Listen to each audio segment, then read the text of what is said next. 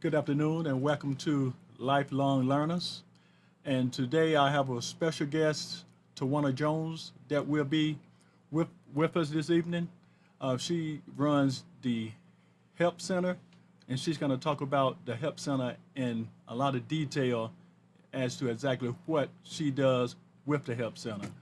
Uh, Also, I want to introduce our producer, Amnon. Amnon, how are you doing I'm today? fine. How are you? I'm good, and I'm looking forward to this show this evening. I've been looking forward to meeting Tawana. We've been LinkedIn and Facebook friends for over a year. So Tawana, how you doing? I'm doing great, Terrence. How are you? I'm good, That's good. and I just want to kind of just get into just get into this flow of the Help Center and what's that all about. So I want you to tell me a little bit about you and also the Help Center. Okay. First of all, I would just like to thank you and the Nissan Communications for allowing me this opportunity to be here today to speak about the Help Center and all that God is doing through the Help Center, doing through me and the Help Center. So thank you. To answer your first question, a little bit about me. Well, I am a wife, a mother of two. I have a 16-year-old daughter and a son that's just went into the Navy. So one down, one more to go. But just to let you know a little bit of history, I started with the American Red Cross 7 years ago, and I worked through the United Way and different other nonprofits. So I feel that nonprofit work is in my blood. And the Help Center started with, it was a simple passion. At the age of 12 years old, I knew that God had called me to do this type of work. I knew it at the age of 12, early on, seeing my grandmother helping people that were in the streets that were addicts and people who were alcoholics, and she would feed and clothe them. And I saw that, and I was drawn to that type of work. And so that's how the Help Center came about. Okay. Now you say your grandmother would help and feed, I guess, the homeless and the addicted and so Yes, forth. yes. So was she involved in ministry herself, or did she just have a personal ministry in just helping people? How did that come about? Well, her name was Patience. She was the only one out of 13 brothers and sisters that had just a first name and no middle name. It was just Patience. And that was her ministry. Even though she was a Christian woman and was very dedicated to the church, her ministry was given back to the community. Her ministry was making sure that those who were out there in the streets that were broken and suffering, that she would show them hope and give them guidance through the scriptures came alive to people when they would meet her. And she passed that down to me, and I know that that's something that's going to be passed down to my children. Okay. So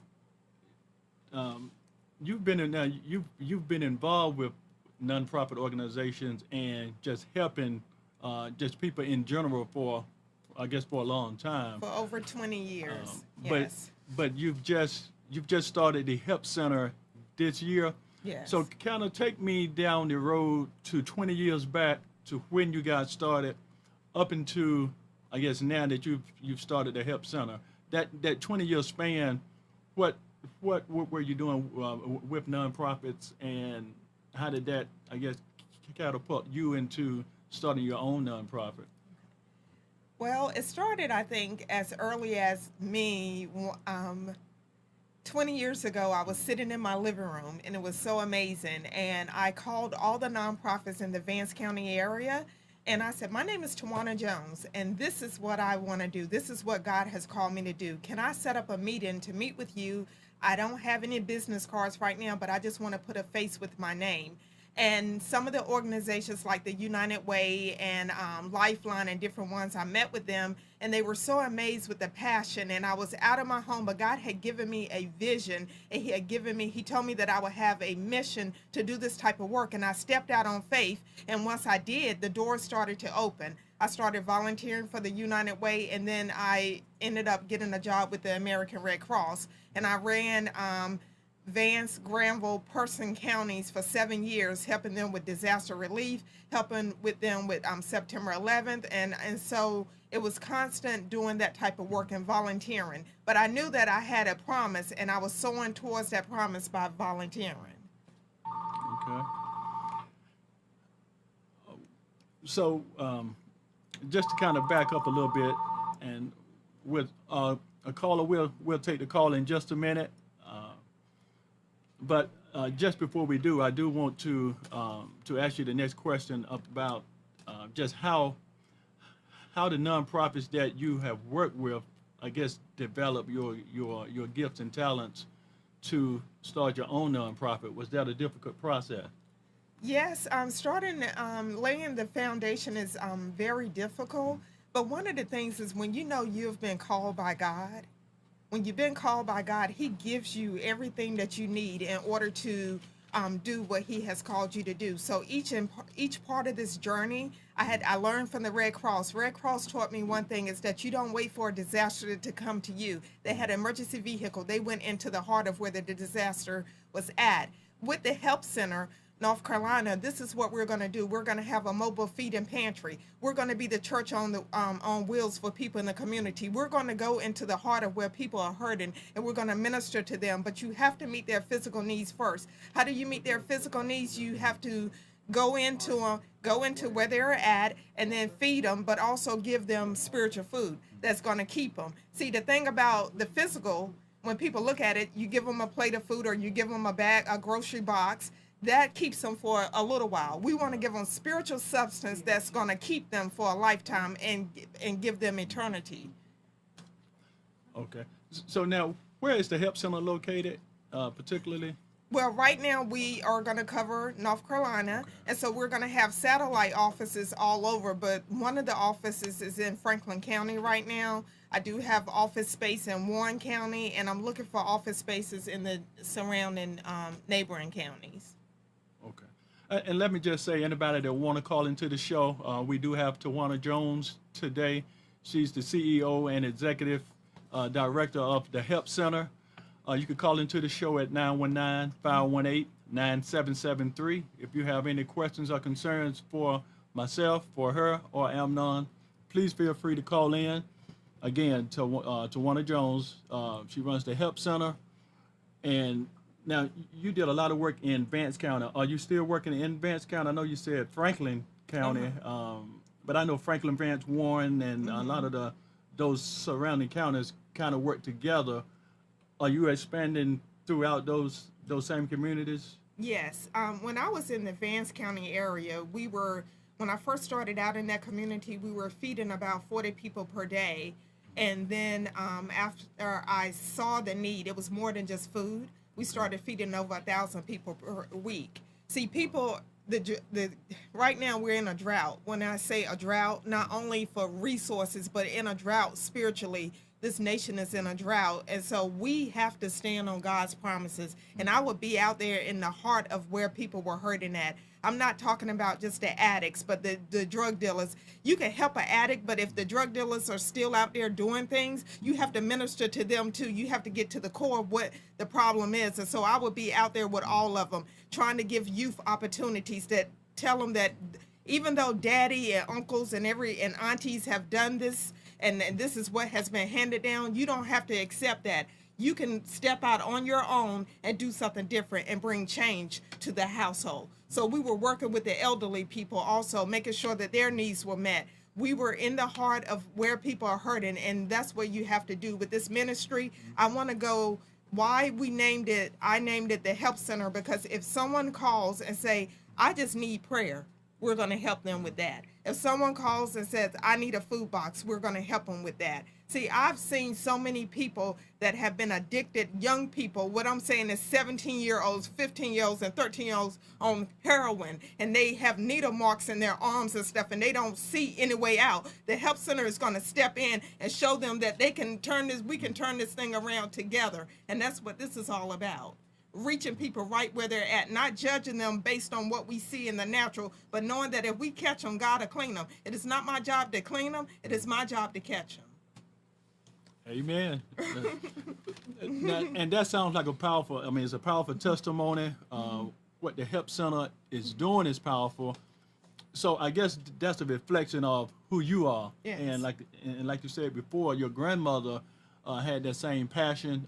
She passed that passion down to you, and you've since then started the Help Center.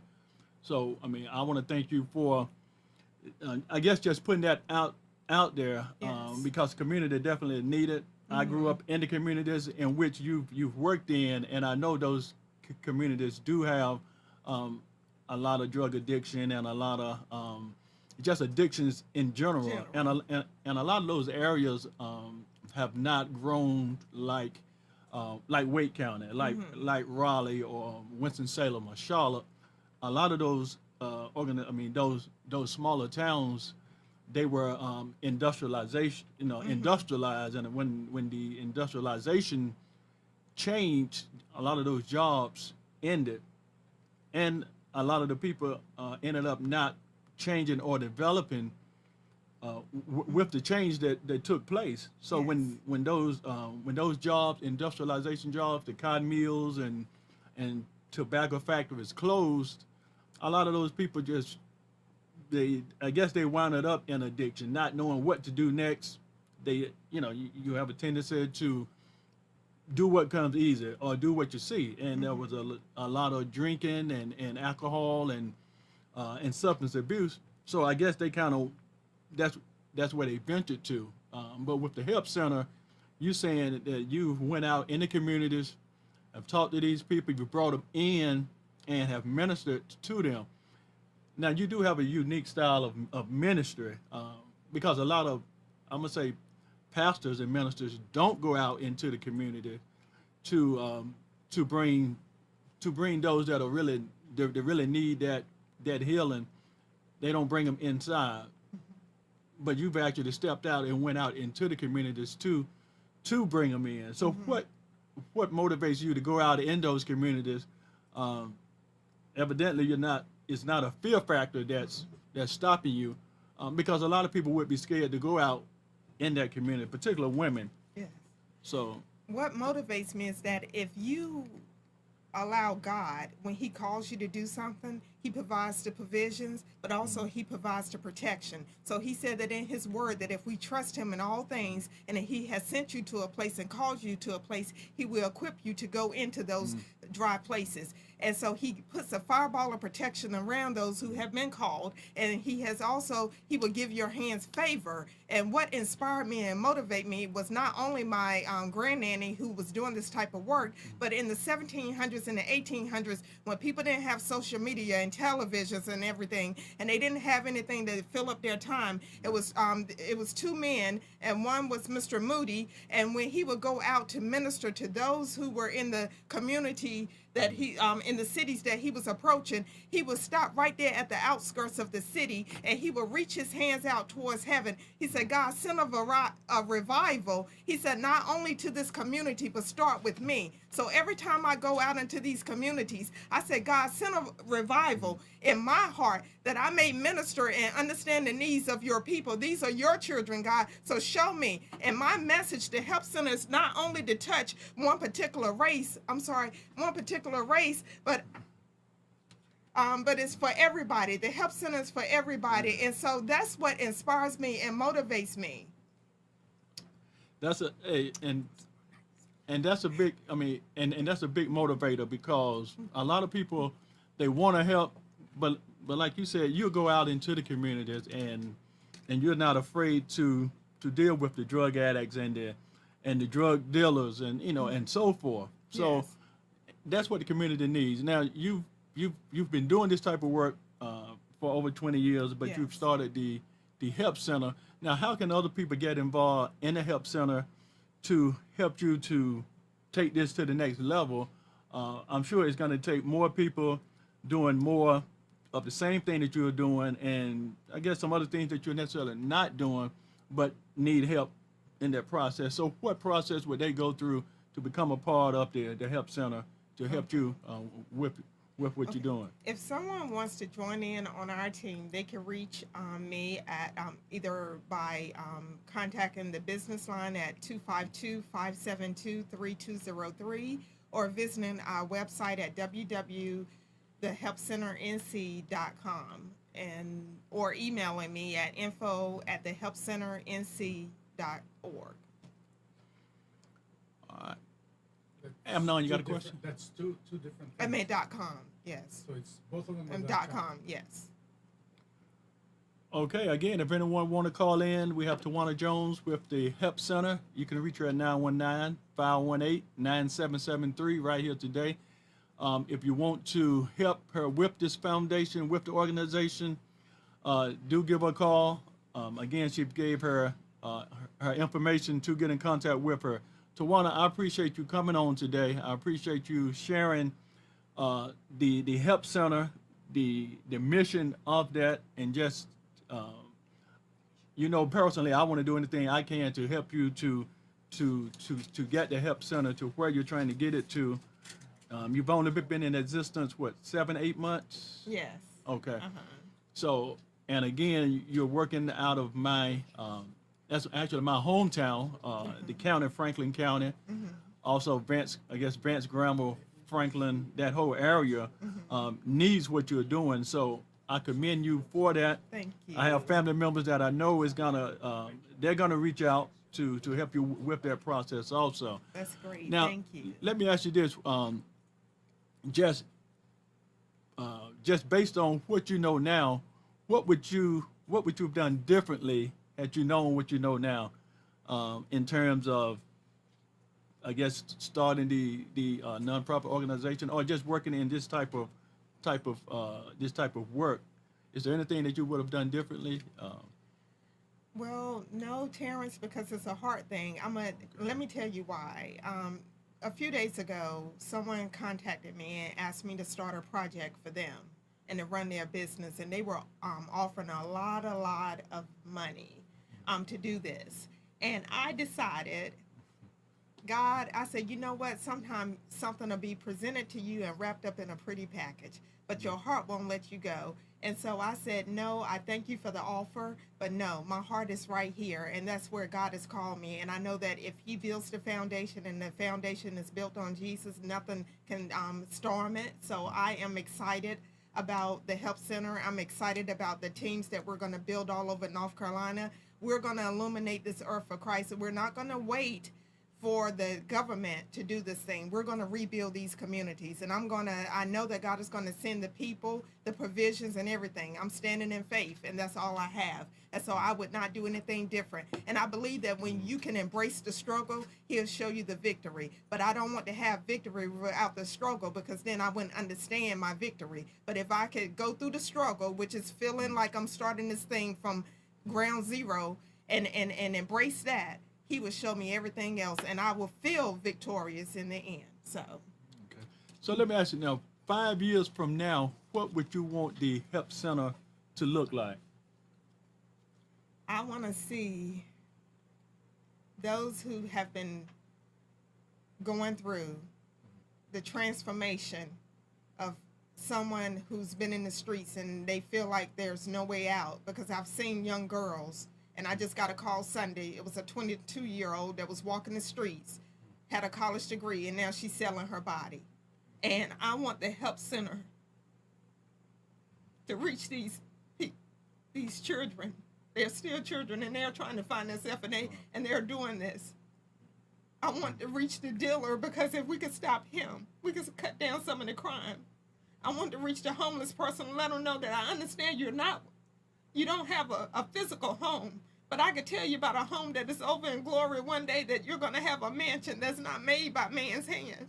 That's what the Help Center is about, bringing help and hope to those who are hurting. So I see the Help Center reaching nations, all races coming together to build God's kingdom on earth. That's what I see. And again, I believe you have that. I guess that's. Do you feel like, I mean, that's your spiritual assignment to Yes. to take it there? Yes. Outside of, I know like I said, you've started it locally, but 5 or 10 years from now, you want to see it worldwide. Yes, I do. Because, I mean, and it's needed all over the world. We need help centers like you've developed all over the nation right now, with all the, I guess, the chaos and the mess that we see going on in the world today. You know, the Help Center is needed. Mm-hmm. But again, I want to thank you for having the heart and the spirit to know that that's your mission, that's your assignment, and you've chosen to taken on that assignment. A lot of times people ask, why ain't somebody doing this and why ain't somebody doing that? But they don't look at themselves as being the change agent to make it happen. You've said, hey, I am that change agent in so many words, and I will make it happen. And God have, have imparted that in me to want to make it happen. So you don't have a problem going out into the community dealing with the drug dealers, the drug users, and and those that are just going through. Period. That's So right. again, I appreciate you. I appreciate you for coming on the show, sharing that. I want to offer anything that I can do to help. And Thank you. again, the community that you're working in, that's my home community.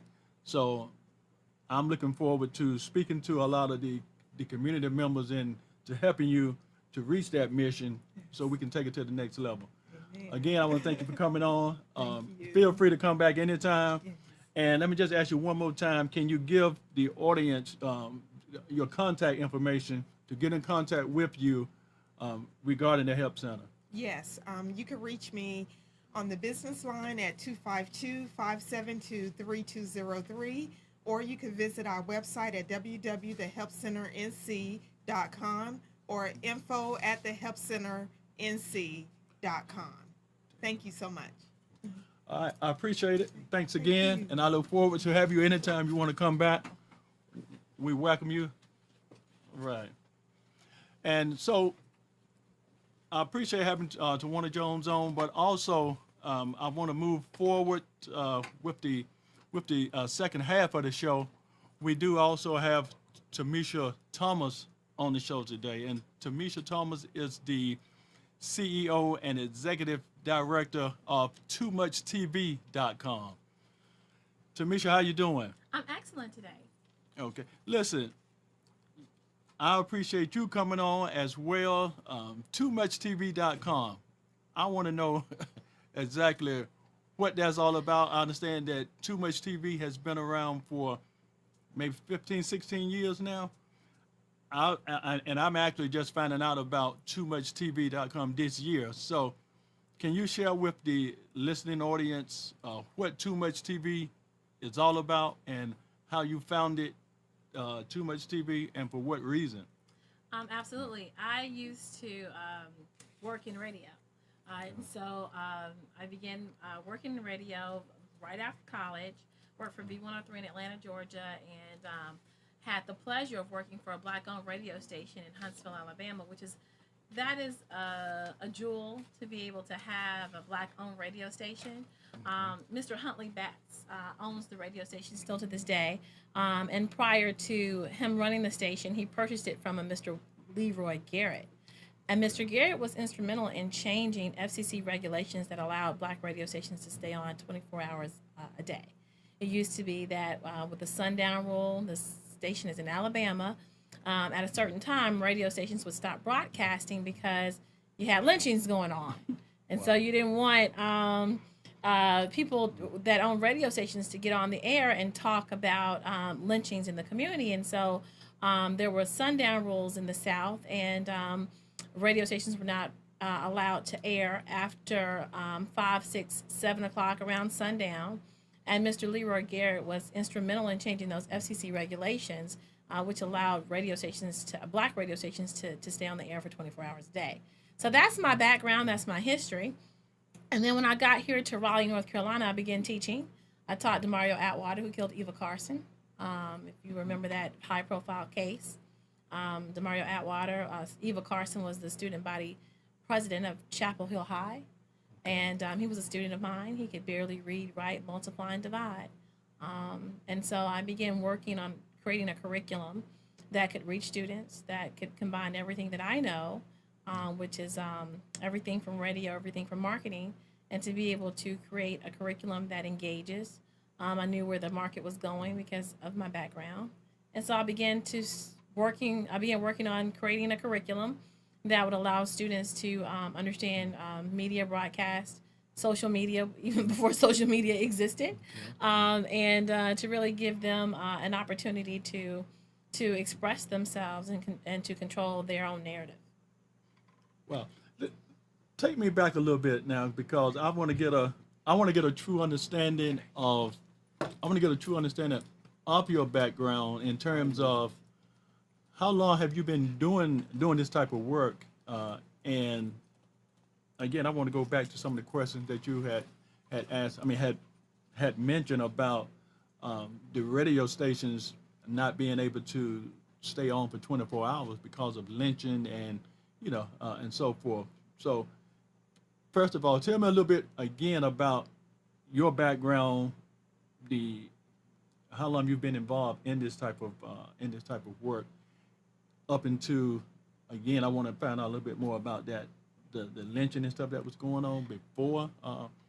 Well, lynching was a little bit before my time. I'm from Mobile, Alabama, and I remember the last lynching case in Alabama was Michael Donald. So the first time I ever heard of lynching, I was about a little girl, 12 years old, and I remember Michael Donald's mom receiving a huge settlement from the Ku Klux Klan. Michael Donald had been lynched on Stone Street, which turned into Martin Luther King Avenue. So Alabama, being the cradle of Confederacy, was a huge town for lynching. Even when I go home to visit my father today in Owasso, Alabama, the banks close on Wednesdays at early, and that is because of the lynchings that happened during that time. And I found out about that this year.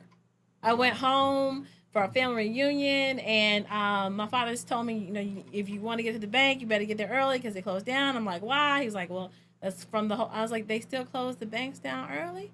Apparently the South, somebody wants the South to rise again, and then we're seeing it in that time. I mean, right now we're seeing, we're seeing African Americans being killed and mass incarcerated at a huge rate. So that's the history of our country, and so that's that for the lynching. But prior to me actually doing the Too Much Television and actually creating a corporation for 16 years, I probably worked in radio and television. Collectively about 6 or 7 years prior to that. I worked for Time Warner Cable, Comcast Cable. I worked my way through those in those systems in college. And so by the time I graduated college, I was very, very familiar with the market, very, very familiar with how things were moving, very familiar with looking at there being a huge development of something new in the marketplace.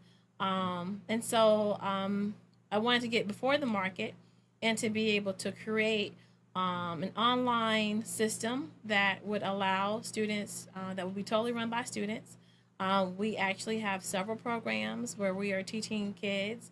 We engage kids from ages 3 to 25 around television and video production. So now share with us a little bit about those programs. I know there was one program that I saw, Smart Girls Academy, that you all that we do. Well, the Smart Girls, they make their own books. And so Smart Girls are girls that we engage between the ages of 3 to 11. This particular Smart Girl book is titled Books Before Looks series. And basically this book actually talks about, actually highlights sight words. So in our program, our kids, they tell their own narrative. This book talks about young girls wanting to go to college, how they meet and how they're engaged. And it actually tells the story of them actually wanting to attend a university here in Raleigh, North Carolina. This book talks about William Peace College. The girls have aspirations to go there. It talks about Shaw University, St. Aug, NC State, and how they are planning for their future and how smart girls plan for their future. They also have a pledge. And being a smart girl, they pledge to create positive things around them. And so that's how we actually engage young girls between the ages of 3 to 11. They make their own books. Our young ladies make their own television shows. So those are girls ages 3 to 8. I'm sorry, from 11 to 18. And they work out of Raleigh Television Network. They produce a show called Raleigh Live. And they really primarily work a lot with creating a positive narrative for themselves and telling positive stories. We have something called TMT Hot and TMT Not. And TMT Hot is where we look at the things that they currently see with the media, and we do media literacy. And then we challenge them to think of stories that promote good family structures, a positive environment, things that speak of academic excellence, and then we challenge them to create programs from those topics, something that their parents can be very proud of. So let me ask you this. Now, you all have been around since 2000, and so have the Smart Girls, have that piece of your organization been around since the beginning? No, the Smart Girls have existed for probably about the last 4 to 5 years. We started off first convincing people that television over the internet would work. It took us a long time for people. I mean, the internet changed around 2005. Okay. So around 2005, I think is when people started to become familiar with YouTube. Within the last 4 years, we've seen the saturation of smart girls. So for a long time before we had the programs listed, what we had the summer camps. So when we first started, we started out at the Hayti Heritage Center in Durham, and we did a lot of we did a lot with students from Durham, and we put them in a summer camp, and that lasts 8 weeks. And in 8 weeks, they learned about history, and they made a lot of programs from history as well as the Bible. So we also use the Bible as a book of reference to actually create positive stories from that as well. So let me ask you this. Now, the young ladies that you all have, I guess, have mentored and taught. Now, have you all kept in touch with them as they've gone forward, and have they came back to support what you all are doing with Too Much TV? One of the first classes of kids I began to teach were a group of kids in Carborough, the Chapel Hill, Carborough area. And Eureka Mann was one of our first students. Rika had a very challenging environment. She's gone on to graduate from college. She works now for a local health company here in the area. She just recently got promoted. We are so very, very proud of her.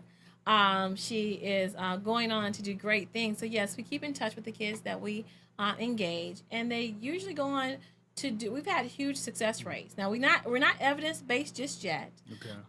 But majority of the kids that come into our program have gone on to do excellent things. Of course, we don't have a real system of tracking, but a lot of them keep in touch, especially now with Facebook and social media. Right. They are off in college and starting their families.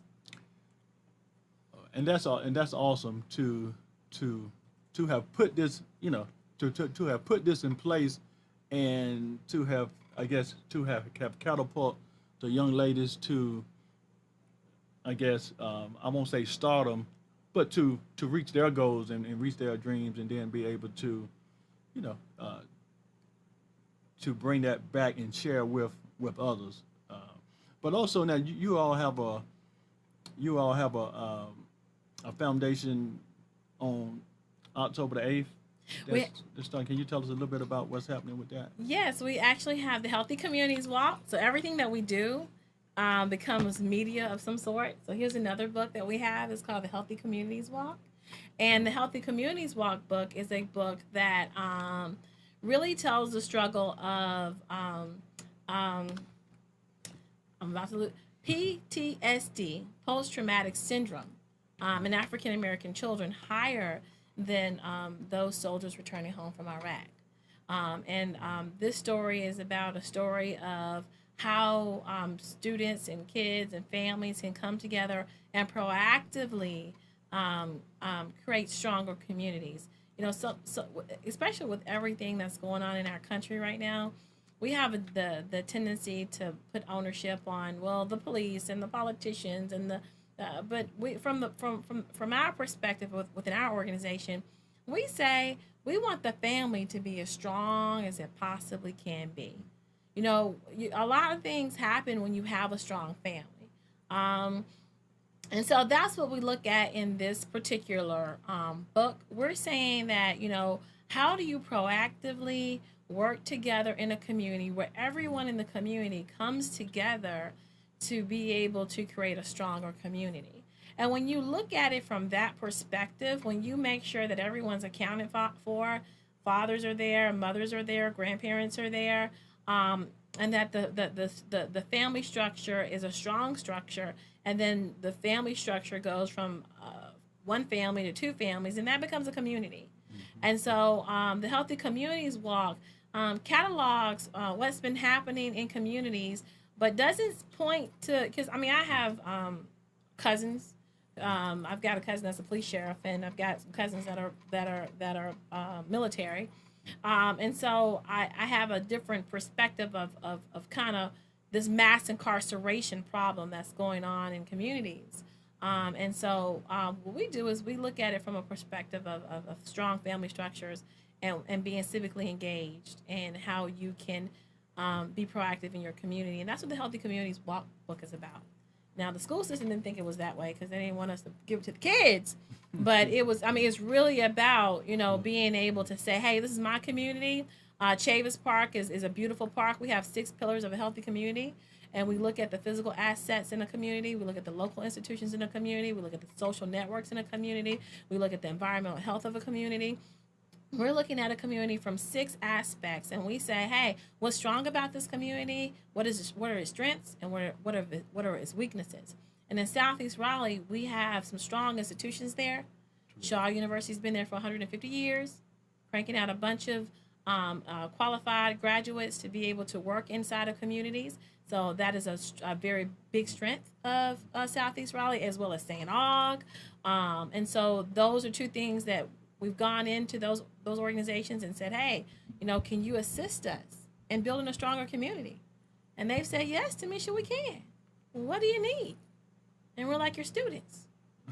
And they said, okay. Can we take a couple of academic buildings too? Okay. And so, we look at those things, and this book is an example of that. And so we have the Healthy Communities Walk. We need walkers. Can I say we need walkers on You here? can say Okay. you need walkers. We need walkers. We need people to come out and walk with us. We need team captains. We need people to get into their communities and ask their family, friends, coworkers to come out and walk with us. This year's theme is a collective economics. And so we're looking at collective economics and what that is, and how we can keep dollars circulating in our community longer to make our community stronger. We were very good at this prior to the Civil Rights Movement. During segregation, the African American dollar stayed within our community 10 times before it left. And so we are looking to put those measures in place and really educate children on what all that entails. So it's October 8th. October 8th. Now, am I on that panel? Yes, you are on that I'm panel. on that panel with Yes, we have you are going to to be it. on that panel. We have my accountant that's going to be on that panel, Brian Clark. We have District C, Councilman Corey Branch will be on that panel. Derek Drayford of Drayford Scotts and Associates will be on that panel. And Leo will be on that panel. He does fashion design. We will have a breakfast that morning to discuss collective economics. We will have a student entertainment on the student union in front of the Willie E. Gary Student Union. We will start the walk from Worth Street, 2 blocks. The students of Shaw University give us a historical walking tour. They tell us about their founder, who founded Shaw University, and how the first graduating class were medical doctors. A lot of people don't know that. And then we walk 2 blocks to the historic John Chavis Memorial Park, which was a free black man that educated both black and white students, educated white students in the day and black students by night. And then we have a fun day. We have a Just Be You fashion show where we celebrate you and all of your excellence. We will have mimes that Miss Akila Faye McCoy she's coordinating that with Our Efforts United. And so we've got a collection of organizations coming to the table to assist us, because team captains get to keep 20% of the money that they raise. Collective economics.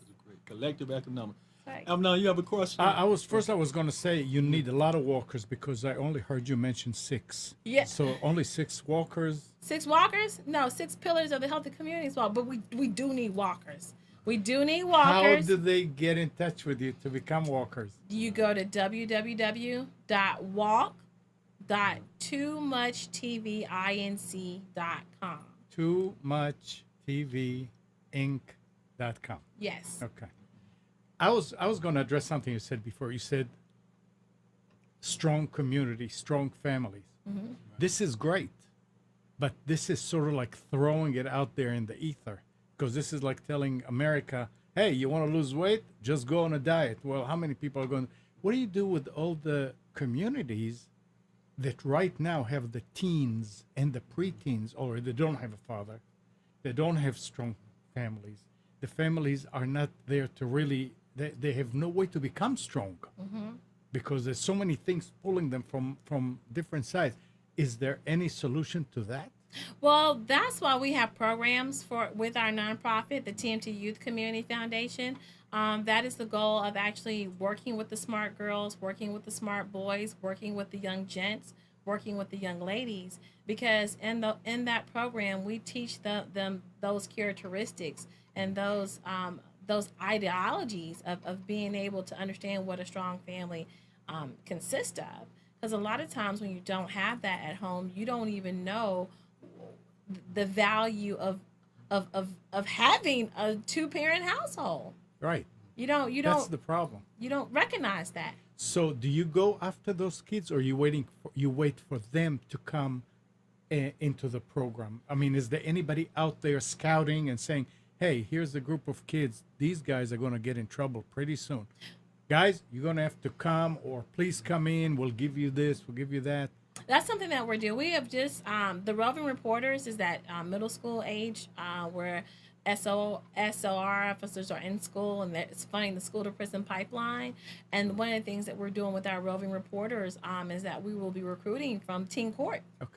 Of kids actually who have been referred over to the court system because of some disciplinary problem. They're already on that path. One of the young ladies that's going to assist us is now assigned to teen court and will be working with us to get some of those students. So are you saying that the court will actually tell them, okay, either you go to juvenile? No, we're not there. We're not there yet. We got an insider. We got a child that has gotten into trouble. Why? So why can't that be? Why can't the court, like in some places around the country, when you hear about a judge saying, oh, you have to do something that you say, his parents should have made him do that. Why can't the court say, okay, do you want to go juvenile, or do you want to go? I mean, the cases, they have to wait. Yeah. Or go and participate. You know, when you get points, they say, okay, now you know what? Either we're going to take your license, or you're going to take that class, and we're going to take out 4 points or whatever, 2 points. Right. Something like that they force them. Is that possible? It is possible. What do you need for that? And there are some programs that do that. I know a program right now that does that and has been restricted because her recidivism rate was so high. Because what we're up against is a school to prison pipeline that's funded by corporations. I mean, really. So when we get down to finding solutions that actually work, when programs and issues and programs that come to the forefront that actually really work, a lot of times you find barriers that pop out of nowhere, or that discourage you from being part of that pipeline. Because at the end of the day, if there's no one sitting in that jail cell, then that warehouse receipt on that's traded on Wall Street, somebody's gonna lose money. Yeah. And so we find a lot of that. I mean, and just giving the Healthy Communities Walk book to the students that participated in us in the after-school program, we had kickback from the school. The assistant principal lost her mind to the point where I had to send a letter to the school board and said, I'm just trying to give the kids books. Mm-hmm. I couldn't fathom that. I had to go to Facebook and do a vent and reincarnate myself as Daisy Bates. And for those that do not understand who Daisy Bates, who she was the woman that actually assisted the Greensboro 9 into going into desegregating schools. So that is the pushback that you get when you're doing something of this magnitude. Because at the end of the day, it is profitable for kids not to learn. It's profitable to have cheap labor. It's profitable to be able to fill up jails that are primarily, come on, where are the jails here in Raleigh? How many jails in Southeast Raleigh? I'm serious. You ride. I mean, when they when it's bold enough to put a jail in your neighborhood, that's bold. That's real bold. You ride. It's three jails in Southeast Raleigh alone. And then those kids get bussed out to schools. Their parents can't make it out there. And so the onus has to be on not the system. You can't change the system, but you can change your family structure. You can make sure there's a father in the household. You can make sure that there are protecting parameters around the kids, because America has said to you, we don't want to see somebody with their sagging pants walking down the street. We're going to shoot to kill. I'm right. Oh, yeah.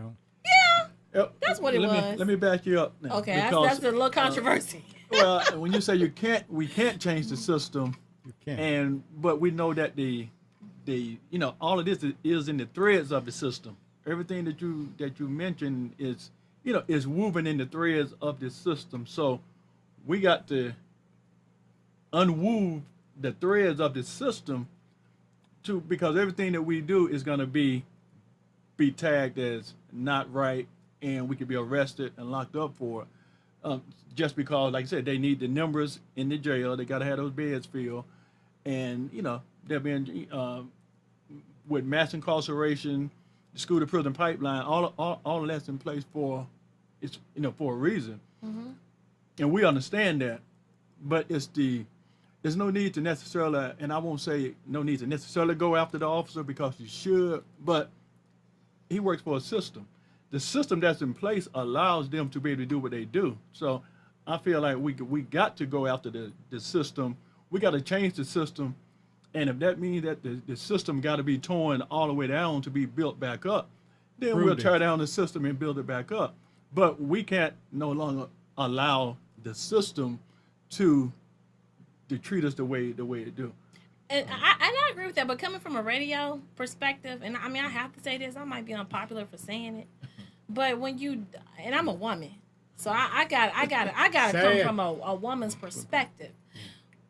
That's all well and good. That's a huge fight. That's a huge fight that requires collective working together, right. Churches coming together. That ain't happening.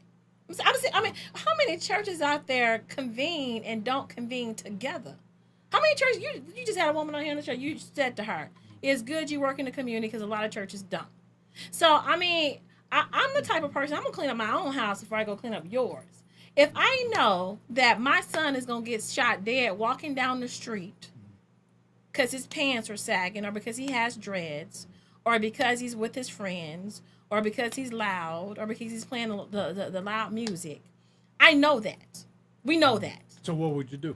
You gotta put parameters around your children to make sure that they are safe as a community, while you look at dismantling the system. And nobody's talking about that. And I'm gonna say this. I don't know how many viewers you get, but I'm gonna say this. I'm gonna say it. Can I say it? You say whatever you want to. I'm gonna say it. That's why I'm gonna say it. I watched Mike Brown's funeral. I watched it. I was at home. I was watching it. And I saw Mike Brown's daddy's girlfriend get up and speak at this boy's funeral. The girlfriend. This is what she said. She said that Mike Brown was on the phone with his daddy, and his father got upset with him, and his father hung the phone up in his face right before he passed away. And she said to Mike's Brown father, I don't know what his name was, why are you mad at Mike? So apparently, I don't know if this woman was terminally ill, I don't know if she was dealing with something, but Mike said to his father, your girlfriend is going to die. And she said, well, don't get mad at him. Call him back and ask him why he said that. So she picks up the phone and she calls Mike. And she says, Mike, your daddy's real mad with you. What did you say? And she said, Google it. I want y'all to Google this, because this is what this woman said. She said, well, I've been seeing bloody sheets. And she said, bloody sheets? And he was like, you're not going to make it. And she says, oh, okay. And I guess she hung up the phone. She said that when she got to the place where Mike Brown had been shot and was laying dead in the street, she got there, and by the time she got there, he was covered with the bloody sheet. And she said, it wasn't me, it was you. And she said that at his funeral. Now, as a person viewing this, watching this young man's funeral, who's been cut down from life at the tender age of 18 years old, and I see this at his funeral, that speaks volumes to me about the family structure. It don't speak volumes to you about the family structure? It do, but it also speaks volumes about American structure, the structure of America, because we know America conquer and divide the family, and we know a lot of times the father is taken out of their home or in prison, and a lot of times the father is not directly involved in that child's life for whatever reason. But even there are even reasons to, and I'm not talking about the Michael Brown case. I'm saying in general. I'm talking about all over America. I can't speak about the one case that you're talking about, because we also can talk about mental illness or just the division within the family in a way that always goes on. There's no family that don't have some division or attitudes toward one another. That's just the nature of a family. And we also know that there's mental illness in families, also. But I'm saying the bigger picture is the way America operates. It's going to make you not feel good enough, or it's going to, if you are feeling good enough and doing good enough, they're going to find a reason to separate you and lock you up. Even when sometime in two-parent homes, if you're getting assistance from the county or state, the father can't even be in the home with the mother, with the family. They gotta leave, or they gotta be gone, or they can't get the assistance. So I mean, there's so many different dynamics that we know that goes on in America that we can't begin to pick no one thing and say this is why. It's all of those things and how they work together that keeps us divided. And we do have to continue. This is a collective effort that'll never end. We have to continue to collectively work to be a part of this system that we choose to live in, and we got to make it be the kind of system that we want it to be. So it do starts in the home. It starts with raising the kids. It starts with the two parents, working together, respecting one another, respecting the kids. It starts with all of that. That never ends, and it is not about one family. It's about a collective of all families in America to have to do that. We got to continue to do that. We got to continue to push for that. Nobody's going to do it for us.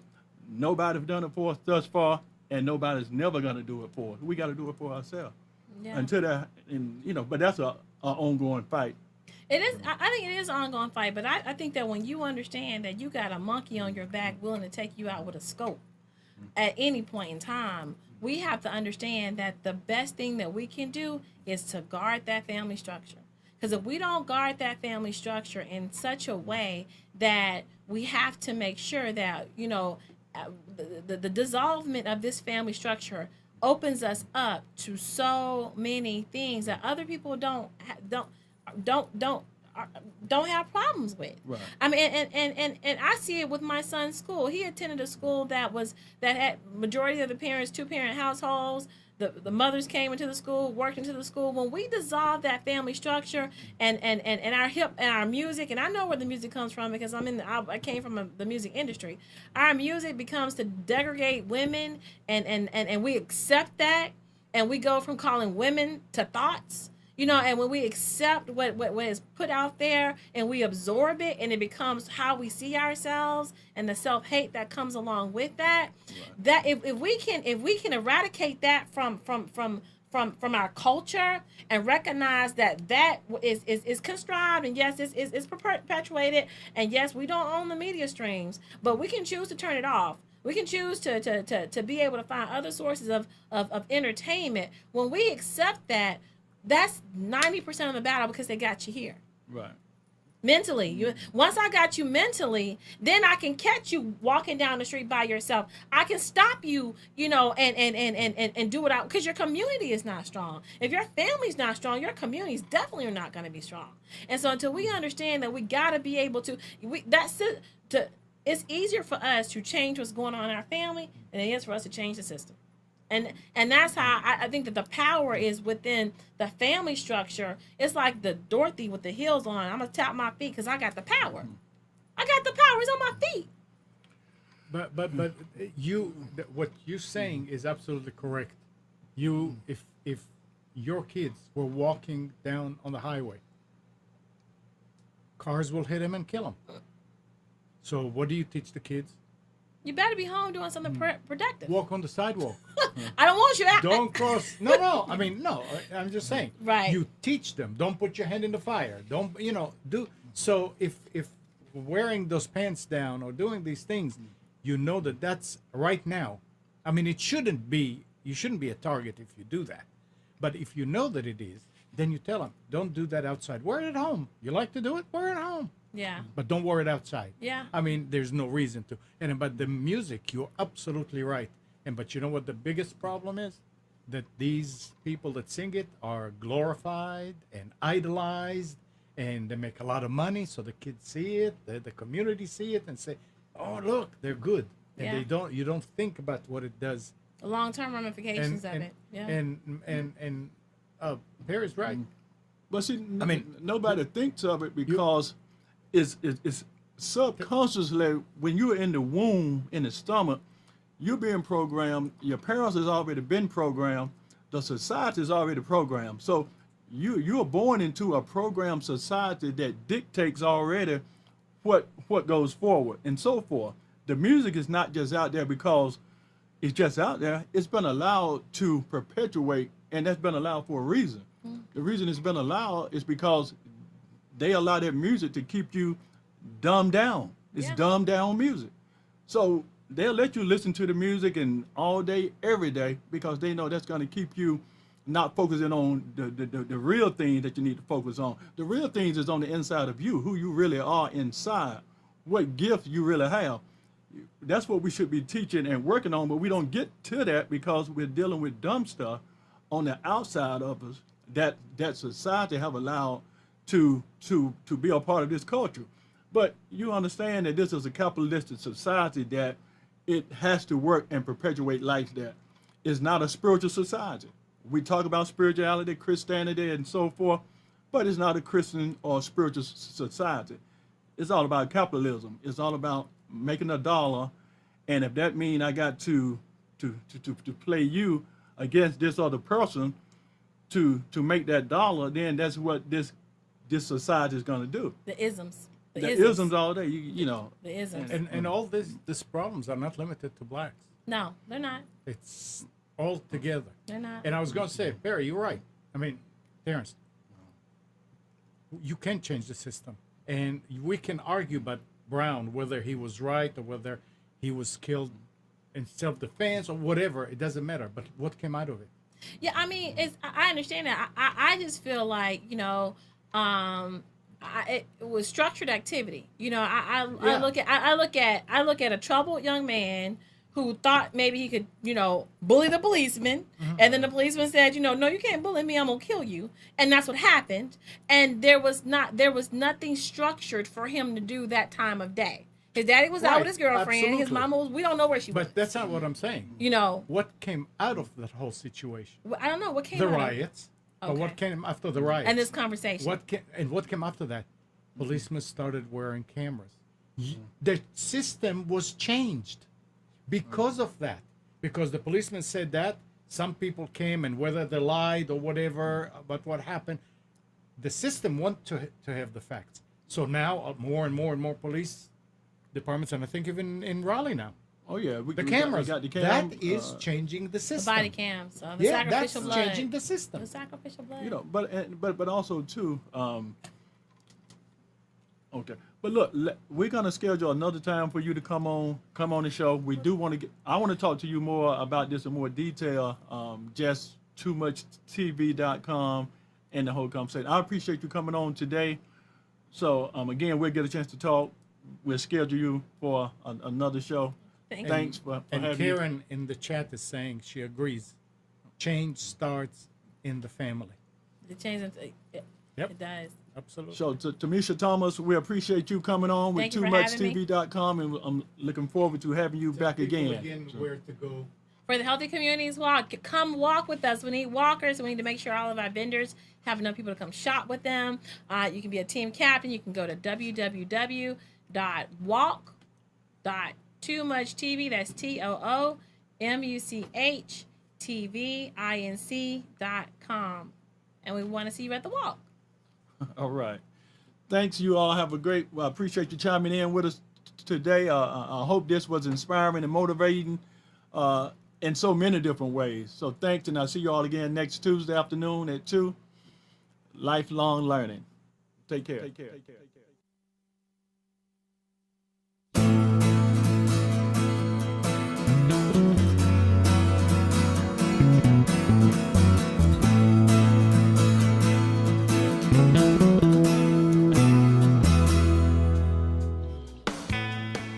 You're tuned to the Nissan Communications Network. Our weekly lineup of call-in programs includes Computers 2K Now with Amnon Nissan, My Life, My Will with Gisela DiCarlo, The Tanya Love Show, Health Then with Debbie Bruck, Breaking Free with Marilyn Shannon, Triangle Be Well with Howard Jacobson, Lunch and Learn with Rabbi Yisrael Cutler, Lessons of Vietnam with NCVVI members, Current Affairs with Amnon Nissan. And if you tuned in too late, you can always watch each program in its entirety or download an MP3 audio file of it in the archives section on nissancommunications.com. Don't forget to subscribe to our YouTube channel, follow us on Twitter, and like us on Facebook. Sponsored by Atomos.com, makers of quality video recorders and converters, CarolinaApparel.com, and DeltaForce.net.